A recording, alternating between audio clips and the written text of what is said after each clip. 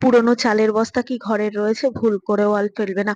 ফেলে দিলে কিন্তু বিরাট বড় ভুল আমাদের হয়ে যাবে বন্ধুরা। আমাদের বাড়িতে কিন্তু 25 কিলো বা 10 কিলো চালের বস্তাগুলো পড়েই থাকে। চাল যখন কন্টেনার বা ড্রামে ঢেলে ফেলি তখন কিন্তু এই বস্তাগুলো আর কোনো কাজে আসে না। আজকে থেকে এই বস্তাও কিন্তু আমরা আর ফেলে দেব না।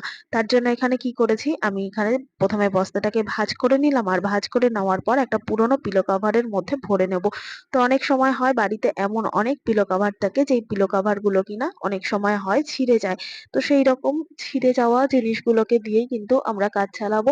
তো এখানে পিলো কাভারটাও আমি ছিঁড়ে নিয়েছি, আর ছিঁড়ে যাওয়া পিলো কাভারটার মধ্যে এবার চালের বস্তার ভাঁজ অংশটাকে ভরে দেবো। বন্ধুরা, বর্ষাকালে কিন্তু ডোরম্যাট বা পা পোছাগুলো শোকাতে চায় না।